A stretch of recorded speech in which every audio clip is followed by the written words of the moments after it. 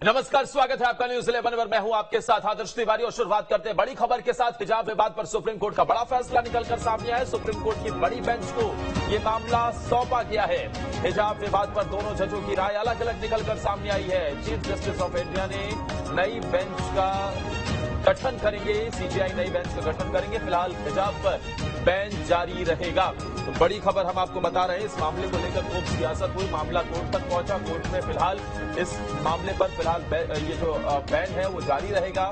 नई बेंच का गठन किया जाएगा, बड़ी बेंच के पास ये पूरा मामला जाएगा, क्योंकि फिलहाल इस पूरे मामले पर दोनों जज एक राय नजर नहीं आए। सुप्रीम कोर्ट की बड़ी बेंच को मामला सौंपा जाएगा।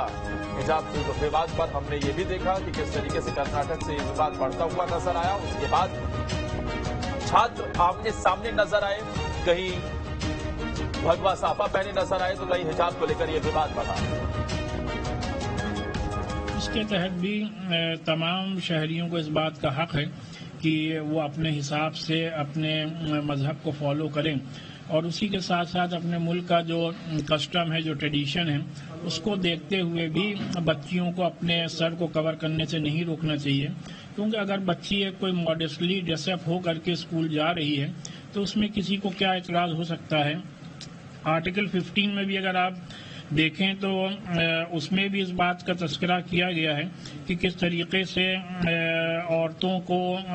औरतों की मॉडेस्टी का ख्याल हर वक्त रखना चाहिए। लिहाजा इन तमाम बातों को मद्देनजर रखते हुए हम लोगों की राय यही है कि हिजाब जो है is an essential part of Islam.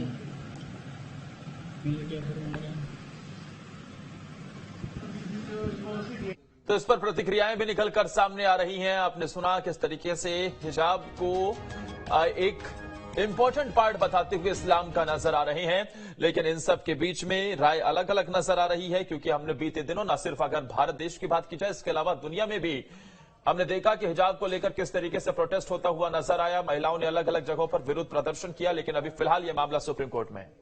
आज का जो जजमेंट था हिजाब का, बहुत दिन से जिसके ऊपर इंतजार था, वो आज कोर्ट ने प्रोनाउंस कर दिया है और इसके अंदर स्प्लिट जजमेंट आया है। इसमें ऑनरेबल जस्टिस हेमंत गुप्ता साहब ने उसको जो है अपील को जो है उन्होंने डिसमिस करा है और जियो वगैरह जो थे कर्नाटका गवर्नमेंट के उसको अपहेल करा है।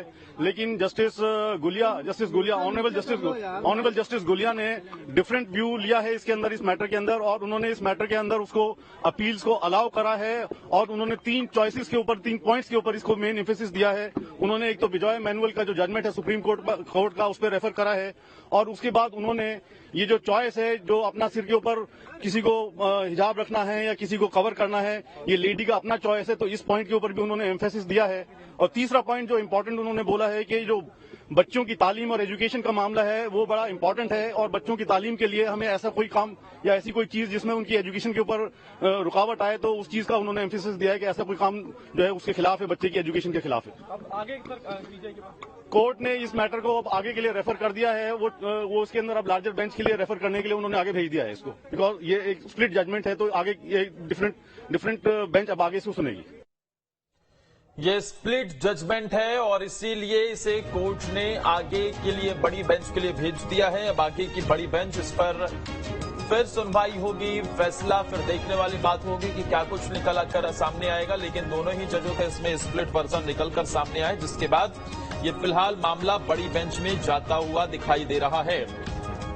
ये बड़ी खबर हम आपको हिजाब विवाद से जुड़ी हुई बता रहे हैं। दरअसल ये कर्नाटक से मुद्दा गर्माता हुआ नजर आया, पूरे देश में खूब गूंजा। उसके बाद अब दोनों जजों की राय इसमें अलग अलग होती हुई नजर आ रही है। कर्नाटक के शिक्षण संस्थानों में हिजाब बैन पर यह मामला फिलहाल उलझता हुआ नजर आ रहा है। बड़ी बेंच में मामला गया है। सुप्रीम कोर्ट का यह फैसला दरअसल उन याचिकाओं पर आया है जिसमें कर्नाटक हाईकोर्ट के उस फैसले को चुनौती दी गई थी, जिसमें हाईकोर्ट ने शिक्षण संस्थानों में हिजाब पर बैन के फैसले पर रोक लगाने से इनकार कर दिया था।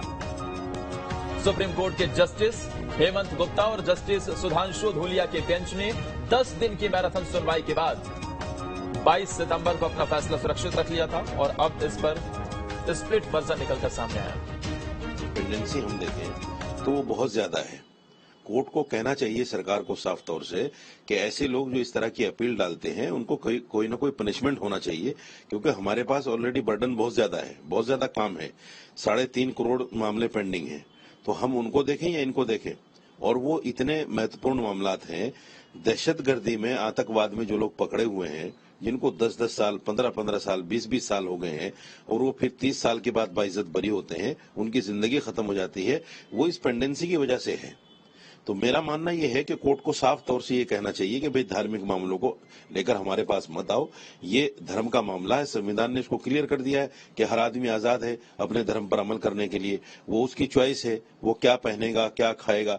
कुछ लोग कहते हैं साहब मीट बंद होना चाहिए, उनको इस बात के लिए शर्म नहीं आती। वो सरकार से ये नहीं कह सकते कि भाई आप जो बीफ को सप्लाई कर रहे हैं, आरएसएस और बीजेपी के लोग मिलकर टॉप 10 कंपनियां जो इनकी हैं उसको बंद करने की बात नहीं करेंगे, लेकिन साजिद रशीदी बीफ ना खाए।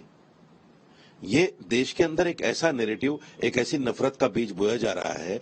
मैं फिर कहता हूं, मैंने कई बार इस बात को कहा है, मैं आज भी कहता हूं साफ तौर से कि आरएसएस देश को इकट्ठा नहीं देखना चाहता। आरएसएस ये नहीं देखना चाहता कि हिंदू मुसलमान एक साथ रहें, सारी कम्युनिटी मिलकर एक साथ रहें। आरएसएस ये चाहता है कि इनमें नफरत रहे, और इतनी नफरत रहे कि दो देश जो है जैसे पहले टूटा था फिर टूट जाए।